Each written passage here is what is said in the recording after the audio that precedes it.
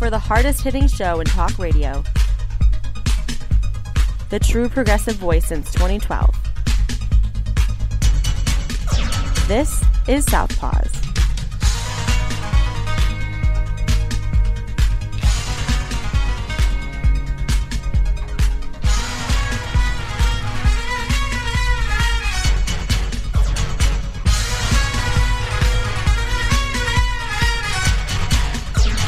And welcome to Southpaws on the Pacifica Radio Network. We are the leaders of the revolution. My name is Darren Gibson. My name is Jack Prince. And we've got a bunch of updates to tell you about. We got updates on Berry County, Michigan Sheriff Dar Leaf and his legal fight to try and seize voting machines and interfere in elections is basically what he's doing. We have an update on the group called Libs of TikTok. They've gotten banned again, and we'll tell you why and where they are banned from. We have to talk about some education stuff. Plus, we have a Hammer Time segment and an off-the-cuff story this week, so make sure you stick around. Before we get to our topics for today, a couple of reminders. You can follow us on social media by going to facebook.com/Southpaws Radio Show. You can follow us on Twitter at Southpaws Radio. You can follow us at Tumblr at southpawsradioshow.tumblr.com. You can follow us on YouTube by doing a search for Southpaws Radio. And you can become a patron of the show by going to patreon.com/Southpaws Radio. You can listen to the show anytime at Spreaker, Stitcher, Apple Podcasts, Reason.fm, or Podcast Addict by doing a search for Southpaws. And once you found our logo, you found us. We're also on Google Podcasts as well. We prefer that you use either Spreaker or Apple because we can get stats from them and find out how many people are listening and where you're listening all around the world. We've had listeners in Africa. We've had them in Russia. We've had them all over the place. So it's crazy. You can listen to us on Global Community Radio Channel 1 every Saturday night at 11 Eastern, and you can listen to us on great Pacifica stations, including KCEI in Taos, New Mexico, KZGM in Kabul, Missouri, and KEPJ in San Antonio, Texas. So be sure to listen to us there as well. Before we get into our updates, Jack, I don't know if you saw my posting on Friday of last week on August 26th. So, by the way, we are recording this show one day early on Thursday, September 1st. We've got a bunch of things to take care of. I don't know if you saw my post last Friday about my trying to have breakfast and people just can't shut their mouths. You're talking about your mask? Oh, yeah. So here's what happened. I go into a local breakfast restaurant. I'm not going to mention their name, but Jack, it's pretty close to your house. Yeah, I know the place. And I went in the day before on Thursday and had breakfast and had no problems whatsoever. I go in the following day, and all I get from one of the tables next to me is passive-aggressive is what it was. I walked in with my mask like I did the day before, sat down at the table, waited for one of the waitresses to come over. One of their customers, one of their regulars. Now, I know he's a regular because everybody in that restaurant knows who he is. He starts chiming in, not to me, but to other tables around him. Well, I don't understand why people are still wearing masks and blah, blah, blah, blah, blah. My slow burn turned into 0 to complete asshole in about 9 milliseconds. And I lost it. I lost it on him. I got up, was leaving the restaurant. I turned and I looked directly at him. And I said, this is the exact quote. If you have problems about my mask, you talk to me, motherfucker. There you go. Sorry, he had it coming. I tell you what, Jack, if it would have got physical, I'd be in jail right now. Because I'd beat him to death. Well, I tell you, this is more indication of just how hypocritical Republicans are. I call them Repugs. And the reason I say that is that, you know, we've heard all week that the law and order party, really, and I think Biden did a pretty good job of spelling it out. You don't talk to us about law and order when you celebrate the insurrection on January 6th. Well, when you incite people to go to the streets if your orange king named Trump is prosecuted. Don't talk about order. Don't talk about order. And don't talk about freedom. If you want to wear a pair of panties over your face into the restaurant, I thought that was what they all really thrived on, was your freedom, right? No, it's one way. It's one way for these dudes. It's freedom to be an idiot, like we've said over and over again. You're not free to be intelligent. You're not free to take care of yourself. It's the complete hypocrisy of these fools that it's wearing thin on my skin. I can understand your reaction, Darren. It's freedom, free to be dumb. Yeah, not free to wear what you want to. Forget the scientific facts that they prevent the transmission. Forget the fact that there still is a very aggressive variant floating around. Yeah. You could wear an advertisement for a new roof across your face. That's your freedom. And I thought that's what but it's not. As we readily know, it's just ass backwards. It is. And things don't help when I have to listen to my mom's middle son. I don't refer to him as my brother anymore. He lost that privilege a long time ago. When he's starting in on everything, and I mean everything conservative. And it's disgusting to listen to. I know. He just, I don't know what happened to him. I do know what happened to him. The church happened to him. Fundamental Christianity happened to him. That's the net, man. They catch their fish, right? That's what they say.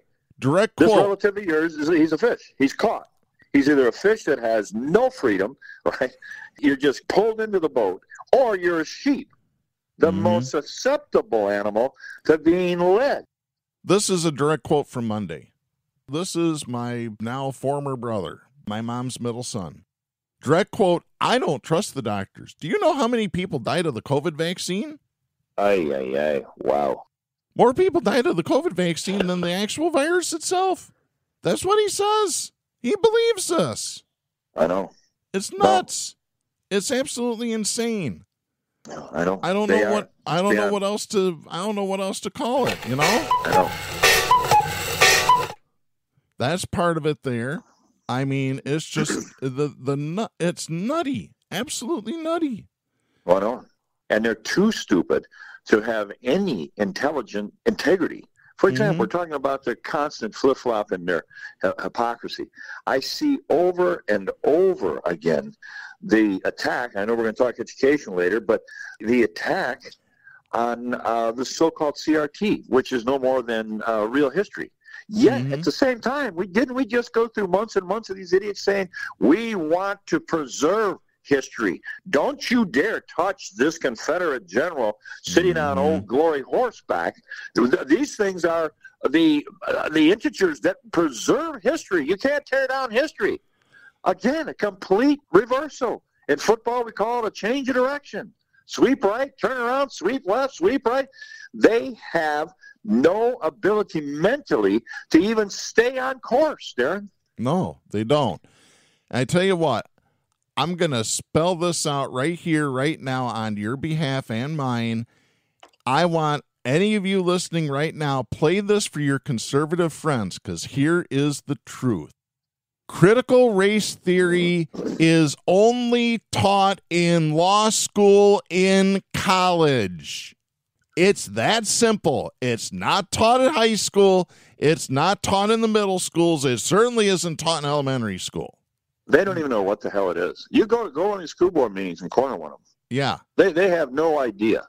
And who are you, Darren, to use facts? That got nothing to do with facts. It has to do with emotion. These people are emotional creatures. Oh, my God. Maybe somebody should write a book about conservatives. We Are Emotional Creatures by Donald Trump or something. I don't know. Yeah. Like that orange pig needs any more books. I'm surprised he can write a book. I'm surprised he's read one. But he's read Top Secret Documents, so there you go. I guess he can read. You know what? An orange roll of toilet paper for Christmas, and you have over each sheet has another disputed fact or one of their crazy, far-fetched schemes, conspiracies. And you sell it at Christmas time, and you're in the bathroom, you take a look, you flush it down, you take care of yourself with that paper. Don't even give them the dignity of writing a book. They don't know what a book is. They don't know how to open books. They haven't got that down yet. No, but they toilet know. Paper, they know it's right in front of them. It's right. They got to go to the bathroom twice a day. Put this on a roll of toilet paper. But they know how to ban books, and we'll talk about that in a little bit too. Absolutely. Yeah. No, I tell you what. If somebody wants to get me something for Christmas, I have an idea. Get me rolls of toilet paper with Donald Trump's face on it. I'm telling you, it's a gift idea that will really sell. It would. I think it would sell really good. And some of the craziest things that he has said, like the Air Force, the North in the Civil War had an Air Force better than the Confederate. Whatever. Just list them all. List them all. Oh, I know. Like I said, it's insane. It's nutty, cuckoo. They're all nutty. God, could you imagine having the Donald Trump toilet paper? Oh my God. Yeah, the Donald Trump toilet paper. That would be awesome. Herschel Walker could get a few rolls in there too. Hey, there you go. Some of the things he said lately. Yeah, there you go. Yeah. Hey, we should give these secrets away. Let's talk about this in private. It's a moneymaker. I think so, yeah. Yep. Bye-bye, Donnie. Bye-bye. Down the drain you go, buddy. Down the drain you go. Oh, my God. Yeah, like I said. And then my brother decides he's going to start bitching about the government. Oh, he thinks hydroxychloroquine and ivermectin are really good things to use to treat COVID, which he believes is fake too. So, yeah, really. I know. He then complained about education, health insurance, and doctors, and just railed on the government. He had to go after the FBI, didn't he? I'm surprised he hasn't done that yet. Nah, he'll catch up. And then he started on the Muslims. Oh, wow. Yeah. Some good old-fashioned Islamophobia, sure. Islamophobia, racism, hatred. Well, see, maybe somebody told him that the head of the FBI is a guy named Christopher Wray, who is a Republican, who a guy named Trump appointed in 2017. I doubt it. I really doubt that. I don't know why I'm saying that. I take that all back. Yeah, I don't know. Enough of railing about the idiot at the restaurant. By the way, if I ever see him in a dark alley, one of us is going to jail, one of us is going to the hospital, if not the morgue. And it ain't going to be me going to the hospital or the morgue. Got news for you. Good God. All right, let's start with some updates to a couple of things. Over the last few weeks, we have been telling you about the group called Libs of TikTok. They are a conservative group that's out to expose things that liberals do that piss off the conservatives. They exposed the bar in Florida that had a drag show in front of children that Governor Death Sentence wants to shut down. We talked about last week how they were harassing a children's hospital in Boston, making false claims that the hospital does sex reassignment surgery on children there, which they do not. Well, it's caught up to them finally. They've gotten banned from Facebook. Their page was permanently banned from Facebook. We told you about that last week. Well, Twitter has now decided to chime in. Unfortunately, the only place I could find this story was over at Fox Propaganda Channel. But we'll take it because it's a ding against these evil, violent, conservative traitors. Twitter locked the popular Libs of TikTok account late Saturday, blocking its owner from sending tweets or even signing in, according to a report. Libs of TikTok has gained a massive following on Twitter, by a bunch of nut jobs. Cuckoo, cuckoo. For resharing posts from far-left circles on TikTok, a video sharing app. The account's posts often ridicule left-wing stances on transgenderism, education, and other topics. Transgenderism, that's a new word. I guess, I don't know. So, Twitter sent an email to the account's owner, which reads, "Hi, Libs of TikTok, your account has been locked for violating Twitter rules."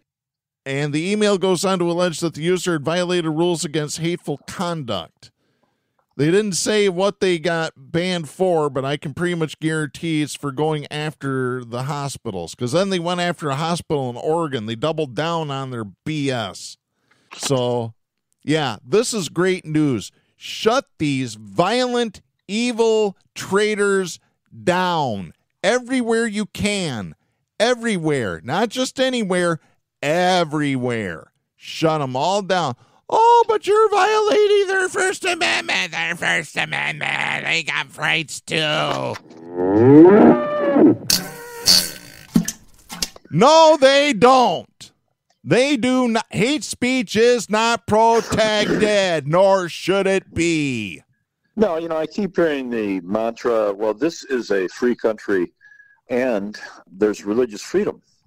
Well, the thing is, that's like saying that since it's a free country of supposed civil rights, that if you are a black person, you can go and take revenge and burn down a white church. All right, let's just use an example. Yeah. So under the moniker of religion or civil rights or free speech, they never add the regulation. That you might call this a nation because of the Constitution that allows religious freedom. It doesn't allow you to take your little son in and have him pick up a rattlesnake because the book of Acts says you can get bitten and walk out okay. You don't have religious freedom to spread hate speech like you just mentioned. Yep. So they use that blanket, well, we got freedom of religion. Again, they think freedom of religion means freedom to be a total a-hole, threaten people, judge people, intimidate people because of their quote religious freedom. And they won't put the parameters on it. They have no idea how misused freedom of religion or so-called freedom of speech can be. Yeah. And send that memo down to Lindsey Graham with his little incendiary comment. Yeah.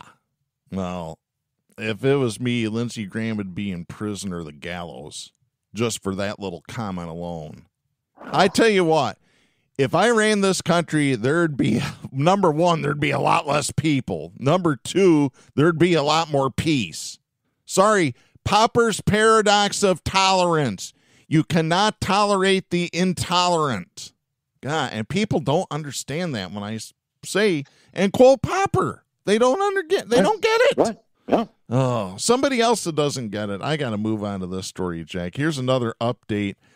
Good news out of Barry County, Michigan. Well, this is actually out of Lansing. This is Jonathan Osting writing for Bridge, Michigan. This is dated August 29th. We have an update on our favorite sheriff in town, who, by the way, has no law enforcement background whatsoever. He's just a fat guy playing cops and robbers. Next thing, put a cowboy hat on him, he'll want to play cowboys and Indians. Out of Lansing, a Michigan sheriff suspected of wrongdoing in a vote tabulator tampering case has lost a major fight in his lawsuit, alleging state authorities meddled in his own ongoing probe of the 2020 presidential election. Michigan Court of Claims Judge Douglas Shapiro on Monday dismissed Barry County Sheriff Dar Leaf's claims against Michigan State Police and Attorney General Dana Nessel and Secretary of State Jocelyn Benson. Leaf's attorney vowed to continue the litigation, however, arguing the case is still pending against individual troopers. Don't they have qualified immunity, Jack? Yeah. Leaf is among a handful of so-called constitutional sheriffs. No, they are traitors. Yes, they are. So-called. Who believe that they are, it. they believe they are the highest level of government authority and can disregard laws that they deem unconstitutional. Well, yep. I got news for you. Yeah. Try it and find out, buddy. Try it and find out. Yeah, they just got rid of a sheriff down south Mississippi. He was there less than a year. They caught him on tape bragging that he had shot 13, killed 13 people, had the big Southern draw. I killed 13 people myself.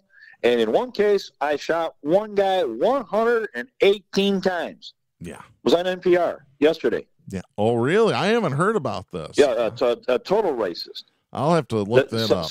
Some of the most, well, let's go back through movie history. Some of the most egregious authoritarian idiots in the world have been Southern sheriffs. Now it's spread to the north, and this guy Leaf holds up to tradition. Yeah. I'm waiting for Leaf to pull over somebody who's black and say, "Come over here, boy," because I could see that coming from him. Yeah. Unbelievable. Leaf filed suit in June urging the court to stop the state from usurping and interfering with his investigation into the 2020 election. At the time, he called state police an unaccountable strong arm of Dana Nessel, who's up for re-election in November. Yeah, and I hope she wins. Like I said, ladies, you women out there, you need to get out and vote in November. You need to get early ballots. You need to vote like your life depends on it, because it does. It does. Yeah.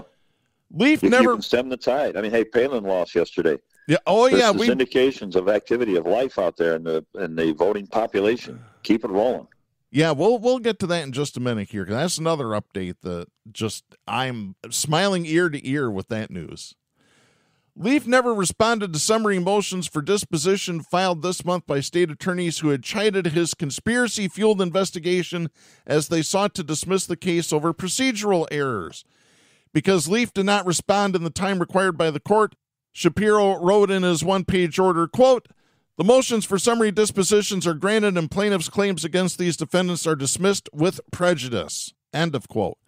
Shapiro noted the decision is not a final order, however, and may not completely end the case.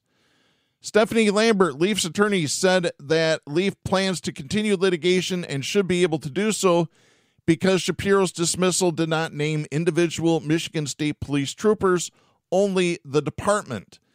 The individual complaint also listed other government official defendants to be identified at a later time. No, that's not how it works there. Unbelievable. Remember, this is a guy that supports the militias. He supports the orange pig, Trump. This guy is dangerous.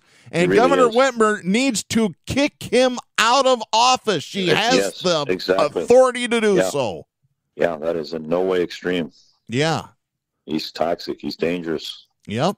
Hopefully Leaf will be going to jail soon for tampering with election machines, so... Well, I hope so. I hear hopeful he goes to jail, and we know the merit of Republicans that need to go to jail. And I want to hear an admission that we need to stop saying history will judge these people. I'm not worried about that. First of all, they rewrite history. Yes. They erase history. They're doing it right now. They're trying to do it right now. They're masters at it. They need to be judged today. They need to be prosecuted today, whether it's Leaf or Trump or James Jordan, the whole pack of rats. Yep. There needs to be some action. I keep hearing how close the indictment is, how close it is. My God, it's got to come out. It's got to come out. I would think if I was progressive, I'd be telling all of the very well-to-do Democrats, call the local bars and say the night that Trump is indicted, I will pay for all the drinks on the house. Get it ready. Get it ready for a celebration. Get it ready for, can you imagine the liberation of thought in this country when that pig is hauled out with his hands behind his back? Can you imagine, Darren, just the feeling? We, for years have carried the burden of this pig on our back. Yeah. And woken morning after morning to absolute idiocy, threats, violence. I can't imagine a greater moment in American history in my life. Nothing. I know. Forget landing on the moon. Forget JFK. Forget it all. We'll celebrate for weeks. Yeah, it's pretty bad when there are a couple of conservatives that I know that I still talk to that are sick of hearing about Trump. Oh, yeah, they're out there. Hey, they are. Yeah. Yeah. Yeah, the tide's turning. I'm telling you. I think the 100 or so tweets that he tweeted just the other day after the pictures came out of the classified material having big red warning pages, this is Secret Service, laying around like a kid in his dorm room on the floor. This is a moment that's closer, but we've got to get it over the hump. Yes, we do. We might have a way to do that, though, and that's through Congress. And we might as well talk about Alaska. We finally got the results of the Alaska special election for Congress, and it's great news. Mary Peltola, a former Alaska state legislator, now becomes the first Alaska Native in Congress and the first woman in the House of Representatives representing Alaska, defeating Sarah Palin and Nick Begich in a special election to fill the remaining term of Don Young.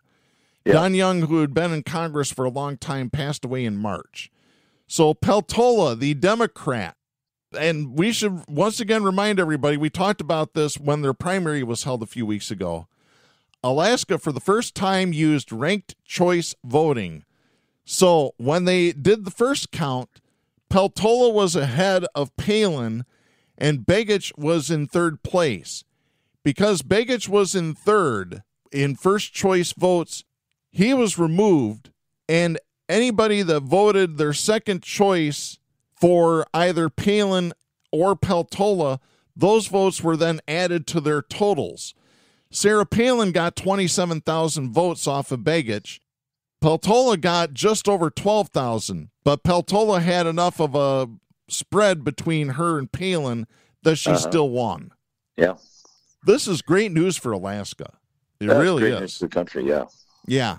Once again, we need to have ranked choice voting everywhere in this country. And I know there's Democrats that are against it, specifically in Nevada. You need to get on board. Time to get on board. Look at the joy and glee we feel just with Palin biting the dust. Yeah.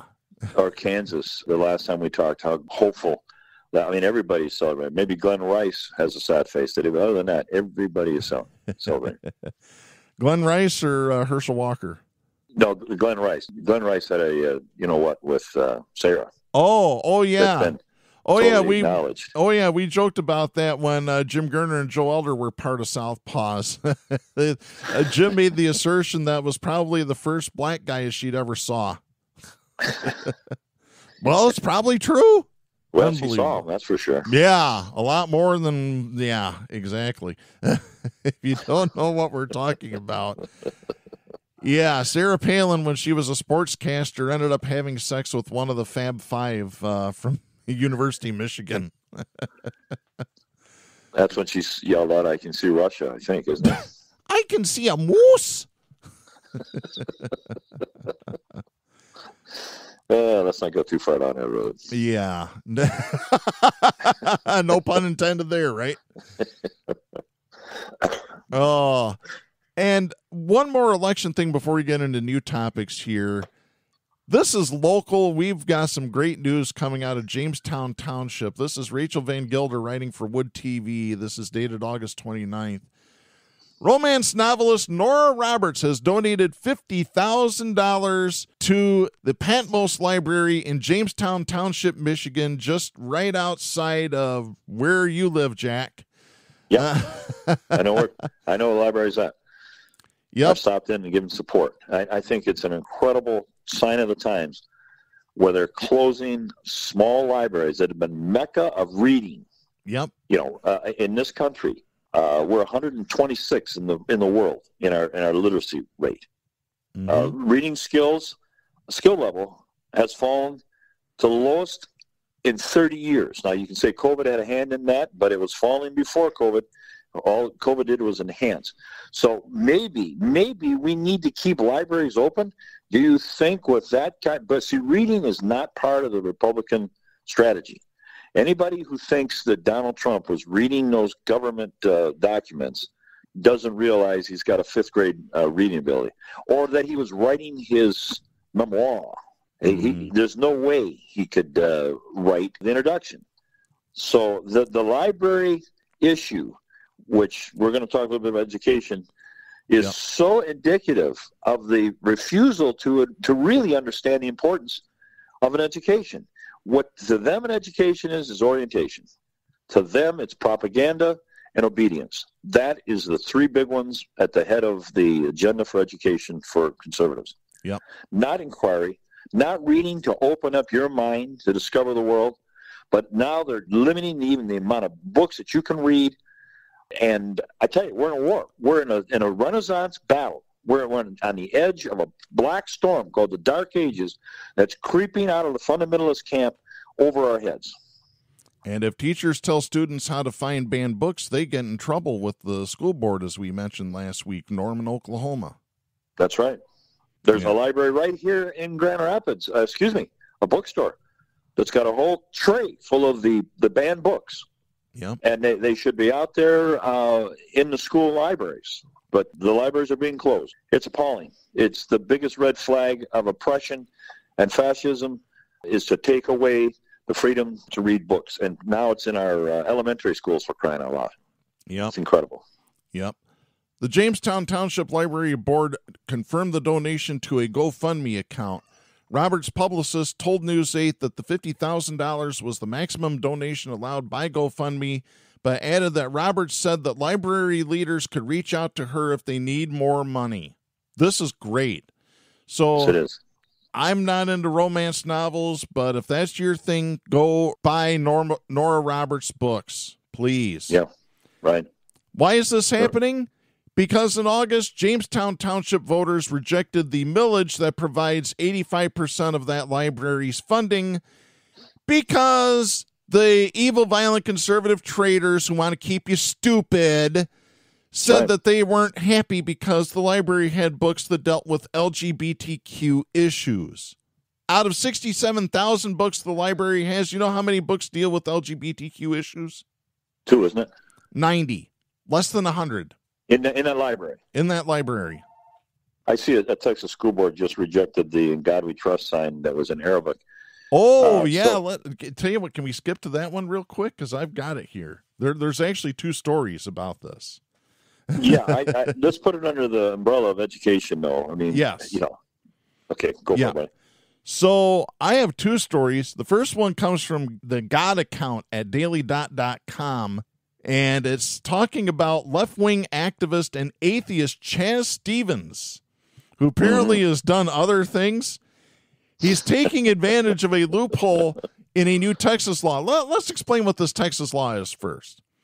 It says that anybody who donates a sign to a school that says, "In God We Trust," that the school must hang it in a place of prominence where everybody can see it. It doesn't say anything about what language it needs to be printed in. It doesn't say anything about the color of the font. As long as it's donated and it doesn't cost the school anything, they have to take it and display it. Not they can reject it. Oh, no, they have to take it. They have to display it. So this was a bill authored by Texas State Senator Brian Hughes, and it was passed into law. It was a little less than that prior, but then Hughes strengthened that law. So that is great. So since the evil, violent, conservative traitors want to indoctrinate their children with Christianity because God forbid that we turn our back to the Lord Jesus Christ. Bullshit. It's all bullshit. As Carlin said, it's the greatest bullshit story ever told. Well, the fact, I'm an old literature teacher, and a story means that it's fictional. A story. If it's not, it's not fiction. But a story, this is the greatest story ever told. It has killed millions. It has led people into darkness and into slavery, into misogyny, into homophobia for centuries. For centuries. Yeah. Because of it being the greatest story ever told. It's just got it all. It's got drama. When Gibson made the crucifixion story with the blood and the gore and the handkerchiefs out, the emotion. It's the greatest story ever told. Look at what one lie has done to the United States. One lie that Trump has perpetuated, that the election of this last presidential election 2020 was for. Look what that lie may do. It may end civilization. That may sound like hyperbole, but think about what's about to possibly happen if the Republicans take over the seats of power. What it would do to the world. Mm-hmm. Now, I want to back up to another lie. Yeah. There was a death of a world leader, Gorbachev. Yes. I can remember being very busy in the 90s when Gorbachev was in power. But somehow I never saw in the national media the moniker that he was maybe the leading progressive in Europe, that Gorbachev wanted to bring a state of Sweden into Russia, a parachute of safety for its citizens, and a mecca of progressivism. He's the guy that called Reagan and said, let's end the nuclear race. Yeah. Let's get rid of all nuclear warheads. Can you imagine that? So here you have this progressive that's doing, and he had it turned around.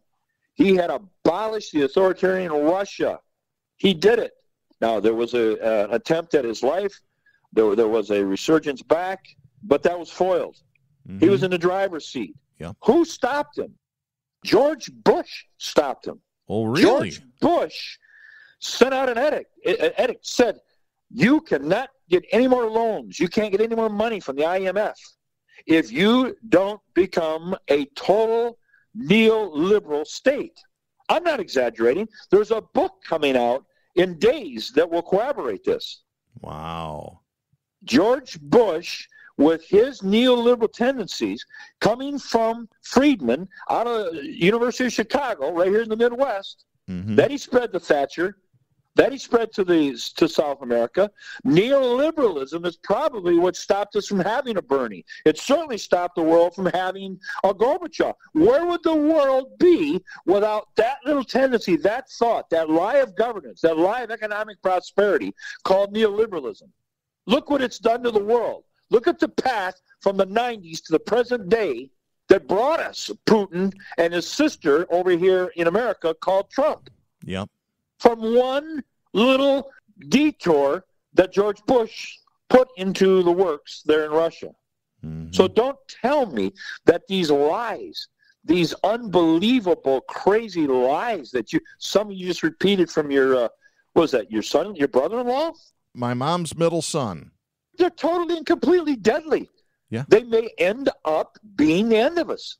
That's how absolutely, what's the word, anathema to our future are these lies. You said they have to be called out. They have to be addressed.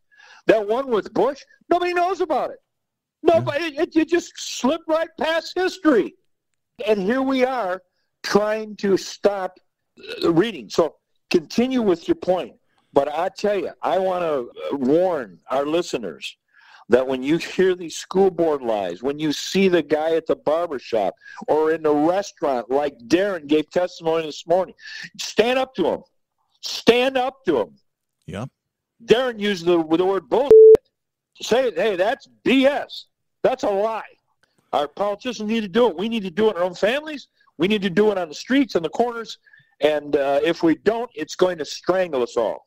It is.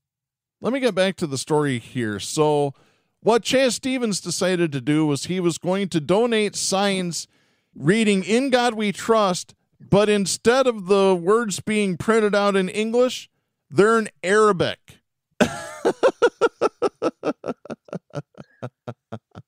That's safe.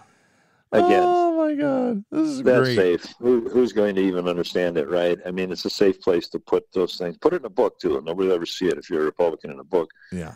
They can't understand Arabic. Stevens initially planned to order and ship 50 of these signs to schools across Texas and was asking for suggestions on which schools he should target. Additionally, a $100 donation to Stevens' efforts buys an additional sign to embarrass another Texas school board. Currently, Stevens has received over $30,000 in donations just for this one action alone. He's starting with 100 signs. In addition to Arabic, Stevens has created signs in Punjabi and Creole, plus an LGBTQ plus pride version. That's the one that I want to buy. Yep. So here's where he decided to start out with. Carroll Senior High School in South Lake, which gets us to our next story. This is Josephine Harvey writing for the Huffington Post, dated August 30th. A parent offered one of these signs, actually two signs, one in Arabic and in rainbow colors. And the school rejected them. Of course.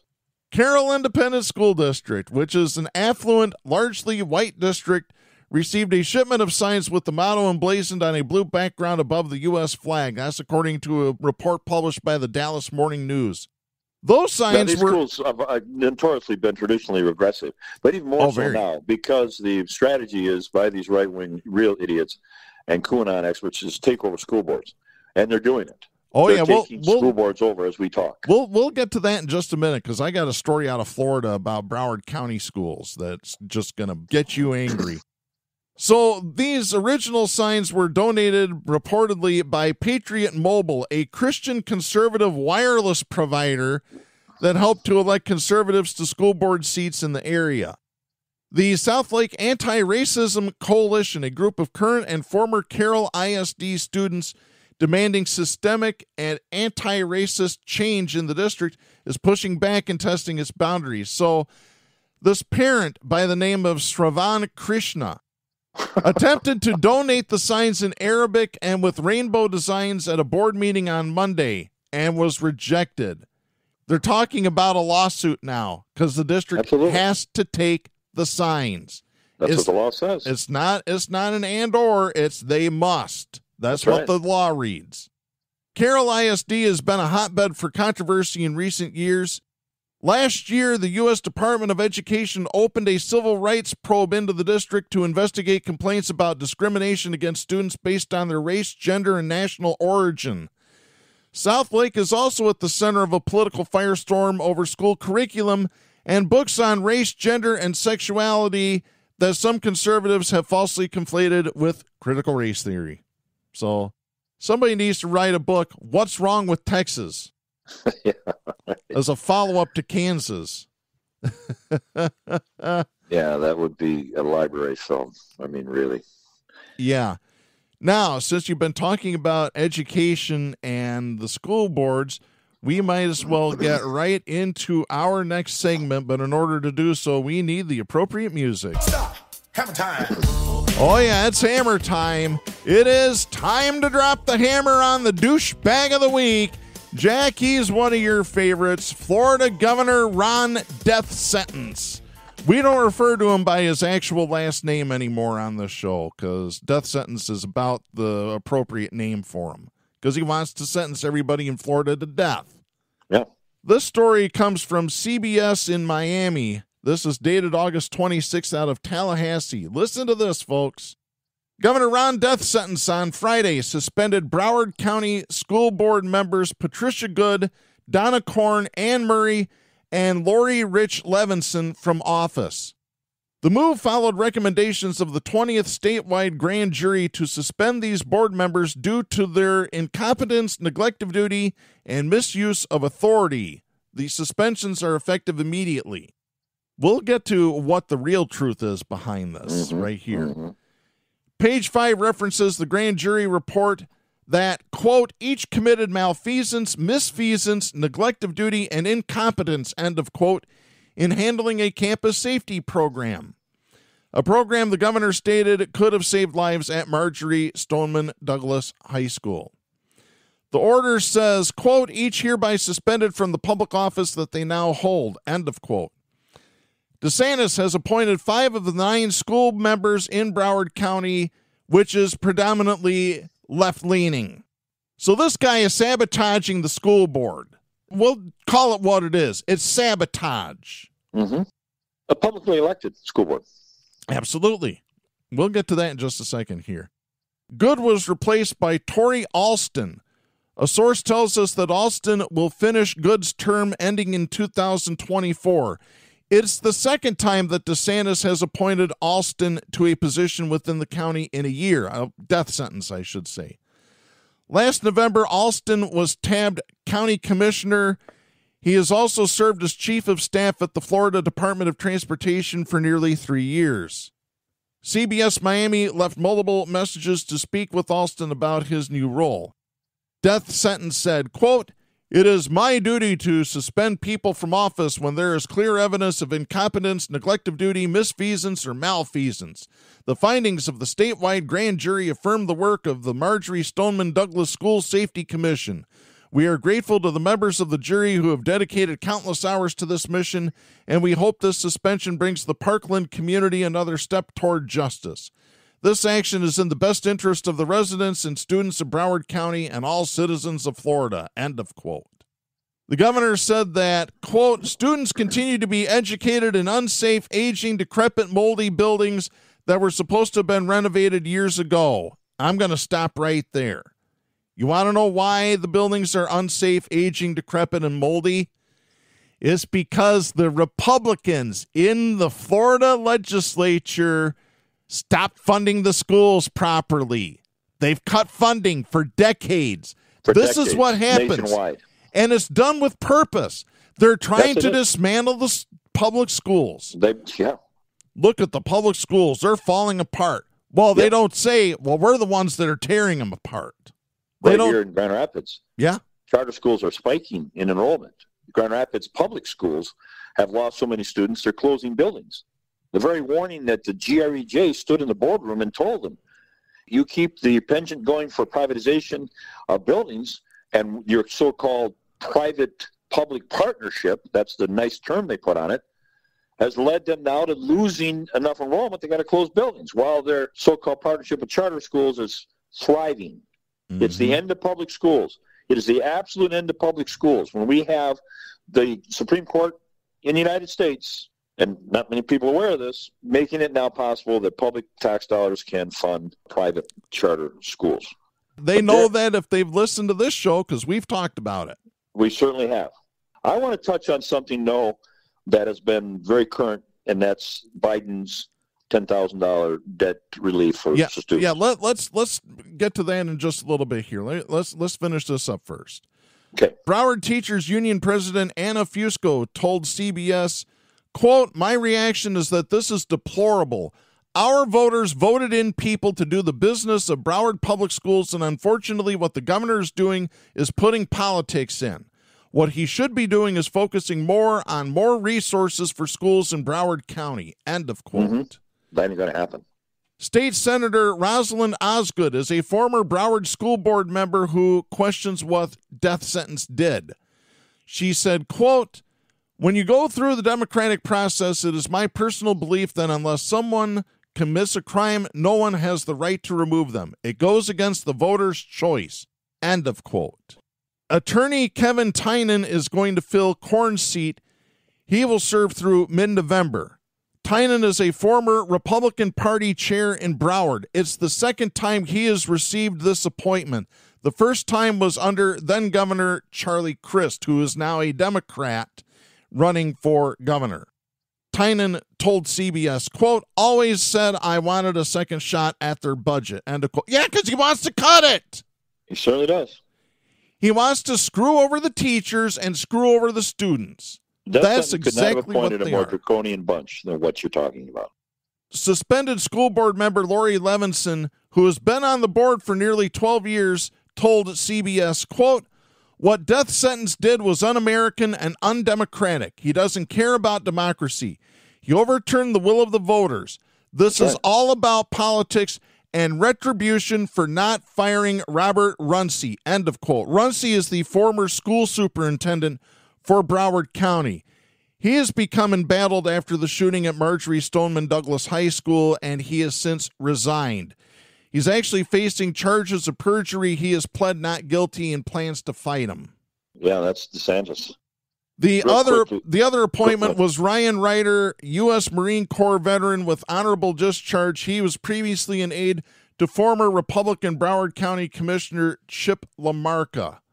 Manuel Nandi A. Serrano is a member of the Florida Sports Foundation Board of Directors and founder of Clubhouse Private Wealth. He was also appointed. So there you go, folks. Run it full of Republicans. So we have this message for Governor Death Sentence once again. Don't be a douchebag. If he keeps winning these awards, he's going to have to get a sturdier bookcase or a shelf to put them all on. Multiple-time douchebag. Go ahead, Jack. Well, I want to tack this on in the educational area. We all know that there's very few countries where you have to take a loan to go to college. Yes. Okay? Really. There's 44 countries where it's completely free, along with a stipend to go to college beyond your tuition and books. We know that the debt is so completely stifling that people never get a house. They can barely get a new car because they're paying for their college debt for the rest of their life. You got $100,000 debt and you pay $180,000 and it's still going up because of the outrageous interest rate. We know all of that. What really is bothersome me, though, is the step in the right direction. It should have been more from Biden. It's being met with typical right-wing foolishness, saying that, well, now, hey, I work hard. I'm a house painter, and I got to pay now for this debt. I got to pay for get this, the person getting a degree in gender education, gender studies. I've seen this a number of times. They go at a show mechanic with his wrench in his hand saying, hey, I got to pay for my neighbor's gender study degree that he got, as if gender studies are inconsequential. So one of these idiots, right-wingers, posted about that, and I responded and said, the highest percentage of judges and magistrates went to school for their bachelor's degree in gender studies. Mm-hmm. So the mantra has been coming from the right that the hard-working non-college graduates they're needed positions, no doubt about it. So the drywaller, the mechanic, the truck driver, they're having to shoulder now this cost, this exorbitant cost. Forget the PPP loans. Forget the PPP loans that went to Marjorie Greene and Boebert out in Colorado. And it was quite a few Republicans in Congress received PPP loans during the pandemic. More than it's incredible how many. Yeah. That Brett Favre got one. Tom Brady got $900,000. Yeah. And it was all forgiven. Yeah. It was all forgiven. Now, where is that mechanic complaining about Brett Favre getting a few $100,000? They're not. No, they're not. They don't complain about the subsidies that we pay billions of dollars every year to the oil companies. But they want to bitch about SNAP, and they want to bitch about bridge cards, and they want to complain about welfare. No, corporate welfare is the problem. It's incredible. And like I said, to denigrate a person who graduates with gender studies. See, they think all of these art studies and all of these social studies are irrelevant. They have no consequence. Yeah. So I responded back and I said, you realize the number one undergraduate program for students that end up to be judges and magistrates, guess what it is? It's gender studies. It's understanding the balance in our society. Yeah. It's called gender studies. It's not irrelevant. It's not a waste of time. It's not a waste of money. A waste of money is giving Tom Brady almost over $900,000. That's a waste of time and money. Yeah. And Boebert, so she can get another gun hunting club or whatever the hell she has. It's so, the lack of understanding is just overwhelming, Darren. It is. Although we do have a little bit of good education news, I've got this story. This is Kenny Stansel writing for Common Dreams. This is dated August 29th. Students, teachers, and support staff in Ohio's largest school district returned to the classroom Monday after the Columbus Education Association won a new contract and ended its week-long strike. Amen. Gathered at the local minor league ballpark on Sunday, CEA members voted 71% to 29% to approve a 3-year contract with Columbus City Schools that satisfies most of the union's demands, which revolved around improving students' learning environments and opportunities. As the Columbus Dispatch reported, the agreement includes a contractual guarantee that all student learning areas will be climate-controlled no later than the start of the 2025-2026 school year, including installation of heating, ventilation, and air conditioning in buildings currently without HVAC and in buildings that currently only have partial HVAC. Reductions in class size caps in all grade bands, lowering the number of students in each classroom by 2 over the course of the contract. And the first ever limitations on the number of buildings assigned to each elementary art, music, and physical education teachers, with scheduling intended for 1 specialist per subject per building. Bravo. This is beautiful. MEA, take note. They did it in Ohio. Yep. Victory. They also received a 4-year raise each year of their 3-year agreement. The first ever contractual limitation on the number of CEA positions that can be outsourced to out-of-town corporations. There you go. Thereby ensuring that our students are educated by experienced professionals from our local community, and paid parental leave program for teachers. Forget the private curriculums that companies want to sell to schools. Yep. That's right here in GRPS. They do that. By the way, the CEA, this is their first strike since 1975. 94% of members, which is huge, voted to authorize the work stoppage a week ago on Sunday, or a couple weeks ago on Sunday, after months-long negotiations with Columbus City Schools, which the union accused of walking away from the bargaining table. So the first day of school, the teachers went on strike. So did the support staff. Beautiful. This is what needs to happen, and I'm going to mention one other poll real quick. There's a new poll out by, I believe, Gallup. They've been tracking this for decades now. 71% of this country supports unions. It's the highest in decades. Yep. Isn't that great? That is. And like I said, MEA, take note of what a real strike can do. Can you remember the year the last MEA strike took place in Michigan? I can't. Nobody else can either. No. It's ancient history. No. But if you tell the teachers union, oh, you guys need to strike, they, oh, no, we can't do that. I actually got into an argument on air with the head of GREA years ago. Yeah. Real quick, I want to end with off the cuff. I've got a great story here. This is the Associated Press out of Port Chester, New York. Special delivery. Several live lizards were wrongly delivered to a residence in a village north of New York City. I hate those. Port Chester police wrote on Facebook, needless to say, the addressee was quite startled when they opened the box. Police received a call about the box of reptiles on Saturday afternoon. Police wrote on their Facebook, if you lost your lizards and iguanas, we have them at the police department. Leaping lizards. Wow. Yeah, that's a good one to finish on. Oh, okay, little orphan Annie. That sounds good to me. It was her that said leaping lizards, right? Well, hey, God. Darren, it's going to be a nice weekend, buddy. Nice weather. Enjoy it. Football starting up. Serena Williams is still in the tennis game. Yeah. Life, I hope, has some bright spot because, as we said at the beginning of the show, there's a cloud, there's a storm coming, and it gets closer. Yep, it sure does. And, folks, we are out of time for this week. We'll be back next week. I'm Darren Gibson. I am Jack Prince. Please support independent media, the First Amendment, and a woman's right to choose.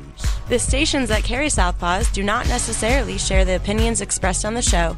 Southpaws is protected by the First Amendment to the U.S. Constitution and is copyrighted by Big D Entertainment. All rights reserved.